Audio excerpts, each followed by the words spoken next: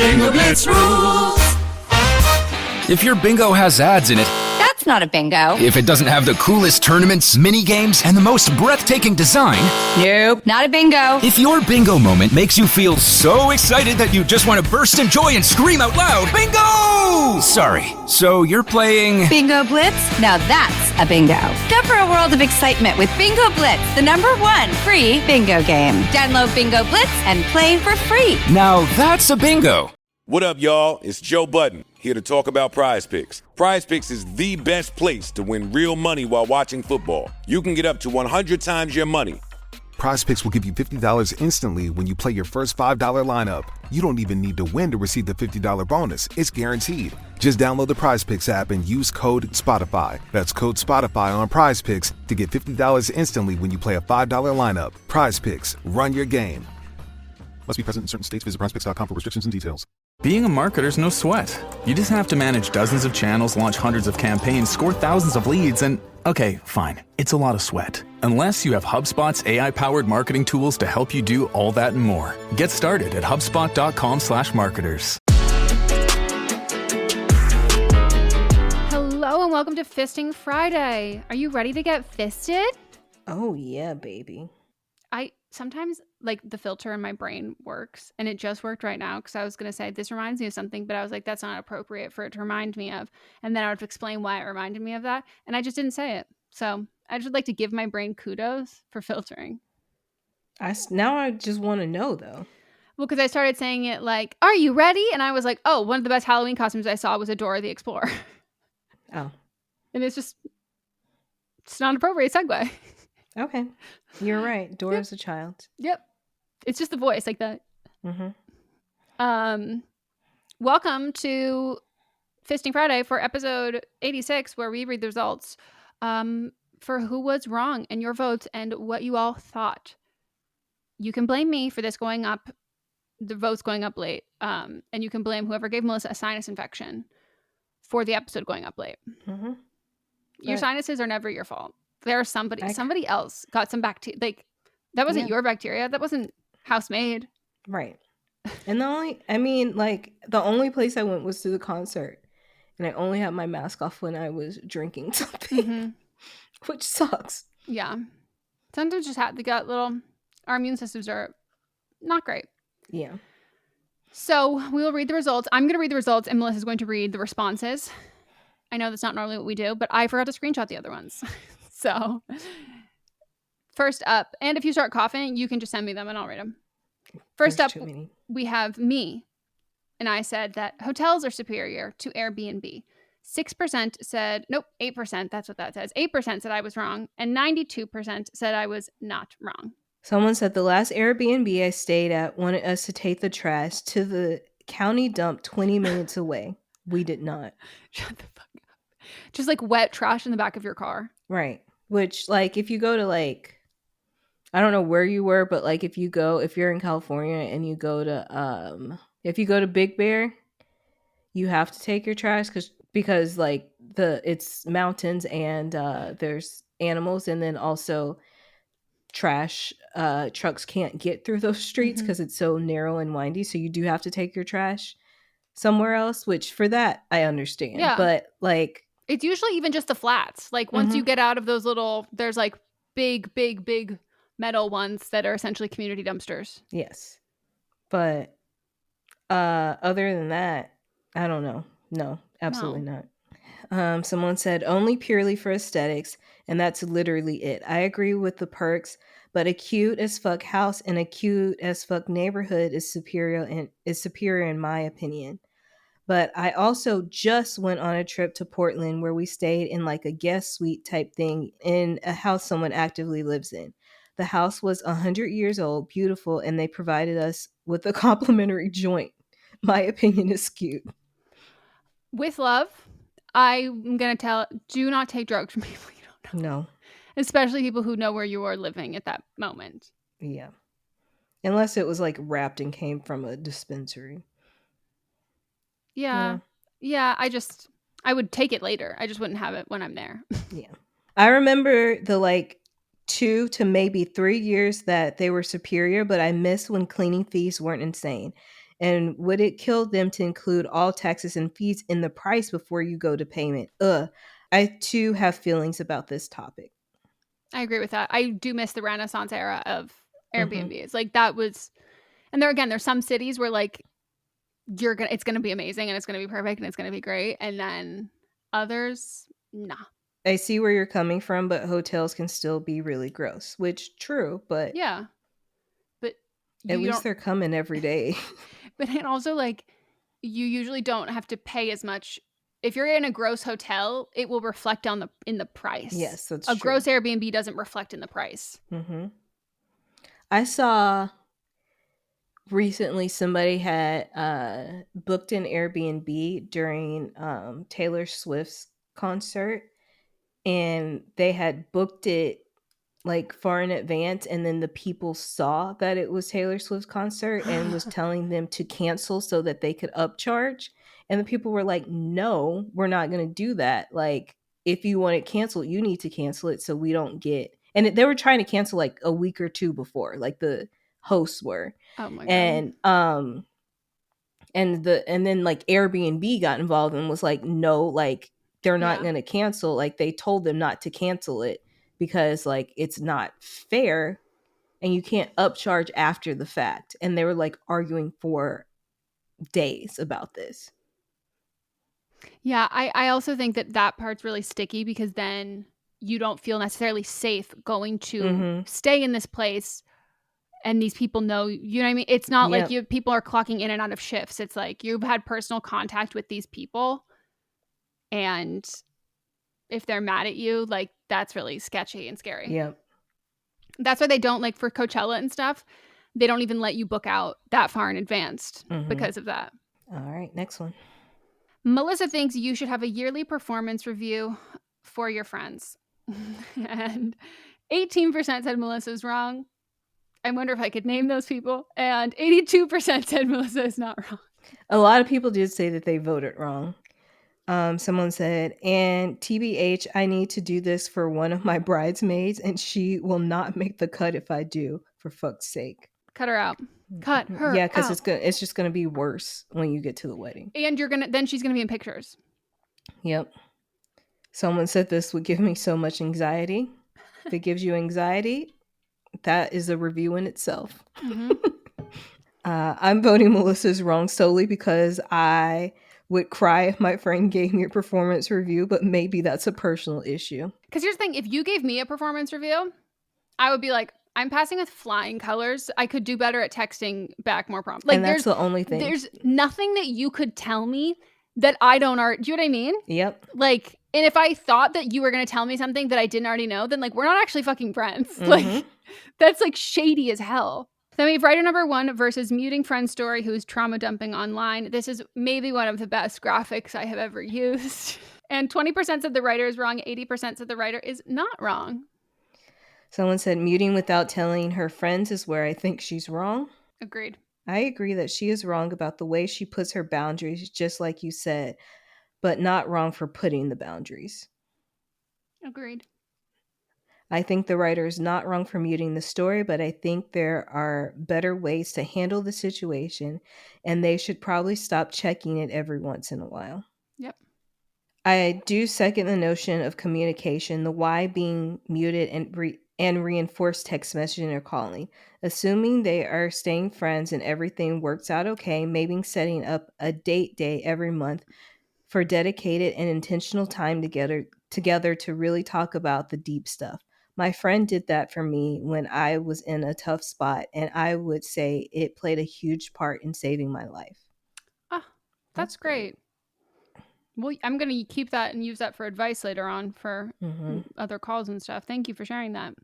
I think she is wrong if she doesn't talk to her friend. Like, I understand that this is too much for her, and I'm not against the distancing, but their friend has to know. Also, if she is in danger, I wouldn't feel okay not knowing if there's someone else for her or something. I would end up doing what the writer does and checking anyway from time to time. So I don't think even the writer is ready to distance herself from this friend completely, so they need to talk. Good point. She's wrong if she considers her a friend and won't tell a friend that she wants removed from the close friend story. But if she's a friend that's transitioning to be an acquaintance, then ghosting is fine. She should do the friend evaluation. Okay, that's it. Then we have writer number 2 versus friends that won't let the writer stay with them while the writer looks for an apartment. 77% said the writer is wrong, and 23% said the writer is not wrong. A weekend is fine. A week, maybe. Months? Heck nah. Even if you pay rent, that's like such a big ask to join someone's space. That's a good way to put it, joining someone's space, because it is that. Like, you're within my orbit, and that's like, I have to consider you, which it's a lot mentally. Yeah. I did not let my husband's friend stay with us because I knew he would never look for an apartment and leave. Smart. I'd like to hear more about the way the friend stated that they felt the friendship was one-sided. That's a huge factor to discuss. The writer isn't wrong for being hurt, but they are wrong if they didn't hear their friends out about that. If their friends are ghosting, it's for a reason. If they don't want to lose the friendship, they have to be open to that uncomfortable conversation and accepting responsibility. It's very smart. That sounds like something I've written. As someone who was basically forced into having someone stay with me while looking for an apartment, 1 month quickly turned into 6 months, and it wrecked our friendship. Mm-hmm. Ryder isn't wrong for feeling hurt, but my answer would have been the same as her friends. I would not want a friend staying in my home for 2 months. Also, I think the friend saying no is protecting their friendship. 3 roommates that are friends get sticky real fast, which we've said before because there's always going to be Fuck 2 threes. against 1. Fuck threes. Also, it got my attention that the friend mentioned that they are always listening to her dramas and made me question if the writer is being a good friend to them or if she is the only one that talks about her stuff while the others listen, and maybe that could make the friends not want her to live with them, apart from all the stuff you said, which is also very true. That's true. Yep. If you're somebody that keeps up drama, they don't want you in their space. Especially if you're like, you dominate conversation with all of the drama you have in your life, that's already draining for a friendship, and like not really, we've both talked about having friends like that where it's just like, cool, like this is just, I'm giving free therapy, this is not giving me anything. But then like it's also like, well fuck, I won't be able to escape it when I live with you, and also at this point I know that you're probably a large part of the problem. Yep. I don't know. I find this rude for the writer's part. I would absolutely never assume someone would let me stay at their place unless offered. Then we have my wrong of the week. I nominated Meta's AI influencers. 97% said Meta AI is wrong, and 3% said they're not wrong. Someone said, it's crazy how writers and actors just spent months fighting so hard to keep AI out of their work, and a bunch of celebrities were just like, LOL, make me into AI. Important to point out, though, that they got to choose how their image was used and for how long. Yeah. I felt the same way, and I will also say, with love to everybody, for the love of fucking God, stop using those goddamn AI filters. Stop doing it. Stop posting your AI yearbook photos. I saw actors doing that, and I was like, bitch, You're feeding fighting into the system for our lives against this shit. You can't participate. Yep. They will use this in the meetings. Fucking Bob Iger is going to pull up your goddamn Instagram. Like, don't do this. Like, you're weakening our argument and weakening our point. So, I in particular have people on a shit list who benefited from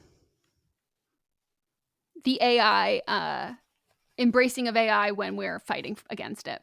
Yeah. Finally, people shut up, though, once it was like, oh, we just want to use people. We won't use them when they're alive, but when they die, we want to be able to use their face in perpetuity. And people are like, oh, actually, you guys can keep being on strike. That's actually a little creepy. And I'm like, bitch, what have we've been trying to tell you? And that was always in it. Yeah. Y'all just didn't read all of it. You just fucking paid attention now, and they're like, oh, actually, this is like really scary. And I'm like, we've been trying to tell you, and you've been telling us that we should just accept the deal and move on. Like, AI is coming for all of our jobs. And I'm like, they're trying to reanimate us when we're dead. And they're like, oh, I actually don't like that. That's a little creepy. And then we have your wrong of the week, the thing that will haunt me in my dreams for the rest of time, which we should also give you a round of applause, because the man who you brought to my attention and to a lot of our audience attention, George Santos? Is it George? Yeah. He doesn't seem like a George. I think he needs a first and last name combo. It probably isn't his actual name. I think he's got a couple more charges that he's been hit with since we last recorded. So your wrong of the week, you told us all about the Amazon urine energy drink. 79% said energy piss is wrong. 21% said energy piss is not wrong. Here's the thing, though.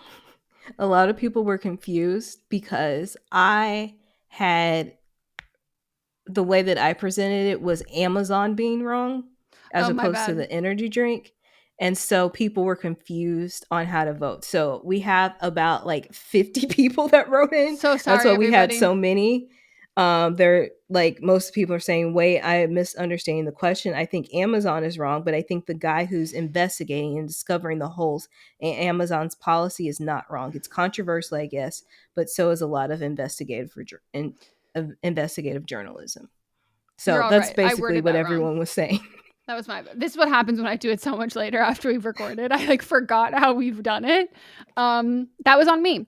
So I agree. And you know what? I think he could teach some investigative journalism to Claire from the New Yorker. Mm-hmm. But Claire isn't even an investigative journalist. No, but she's just trying to pretend to. She's a journalist, I should say, but she's not an investigative journalist. She's someone who's trying to be one, and she's not one, and she should sit down because she has not had the proper training to be one. No, until you start collecting piss from the side of the street, I want you to put your pen down. Stop typing, Claire. Go outside, live some life, find some piss bottles. Right. And get to the bottom of it. But not because this person's already gone to the bottom of it. Find your own piss. Everyone should find your own piss bottle. What is your personal piss bottle? Well, that is it for our episode. Why did I say it like this was a whole episode? That's it for Fisting Friday. Anything else you want to talk about? No. Flawless. My brain is empty. My brain is so vacant. Speaking of Disney's Inside Out, they have a new character, Anxiety, for the new one. Have you seen a picture of her? Yeah, I saw the picture. She is struggling. You know how I felt about the first one, though, right? Well, we can't talk about that because you have some strong feelings towards Bing Bong, which I think is I think it is. I actually, that would be my friendship performance review. I'd be like, I can't. I'm still having a hard time grappling with your personal issues with Bing Bong. Ruined the whole movie for me. That's fucking and I feel like Anxiety is gonna be the new Bing Bong. I feel like Anxiety is gonna be the new Sad, and I'm just gonna be like, stop. I was fine with Sad. Yeah, I didn't like the anger one, but that's on me. That's me. I don't like when people yell. Anything else? No, you got anything?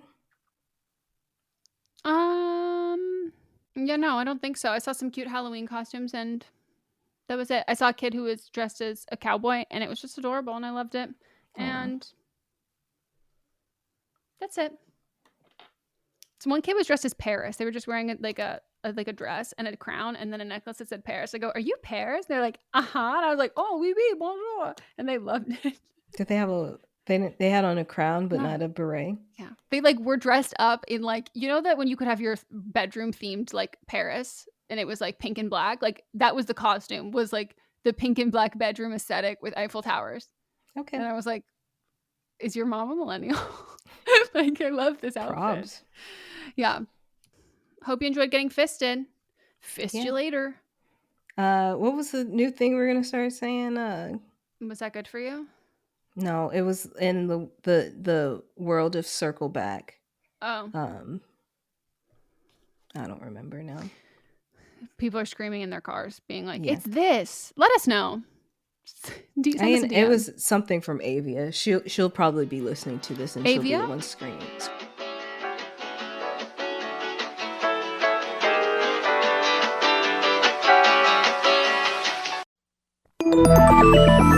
Listening to a podcast should be time well spent, and I promise it will be if you'll give this podcast a try. It's called Something You Should Know. I'm the host, Mike Carruthers, and in every episode, I talk with leading experts on topics I know you will find fascinating. From why people can't keep secrets, what your favorite music says about you, why your pet acts in strange ways, and so much more. Something You Should Know is designed to give you information you can use in your life and give you great intel that you can share with others. I'm told it's a binge-worthy podcast. And with over 1,000 episodes, there's a lot to binge on. Something You Should Know has been ranked in the top of the Apple Podcast charts consistently for a long time. I know you're going to like this. I just need to get you to try it. Something You Should Know. It's available wherever you listen to podcasts. Hi, this is Rob Benedict. And I am Richard Spate. We were both on a little show you might know called Supernatural. It had a pretty good run, 15 seasons, 327 episodes. And though we have seen, of course, every episode many times, we figured, hey, now that we're wrapped, let's watch it all again. And we can't do that alone. So we're inviting the cast and crew that made the show along for the ride. We've got writers, producers, composers, directors, and we'll of course have some actors on as well, including some certain guys that played some certain pretty iconic brothers. It was kind of a little bit of a left field choice in the best way possible. The note from Kripke was, he's great, we love him, but we're looking for like a really intelligent Duchovny type. With 15 seasons to explore, it's going to be the road trip of several lifetimes. So please join us and subscribe to Supernatural then and now. What's up, everyone? It's Noah Daniels. Hey, y'all, I'm JJ. Hey, guys, it's Kat. And we're your hosts of the Real Hauntings podcast, where we bring on guests who share their first-hand encounter ghost stories and supernatural experiences. Now on to the trailer.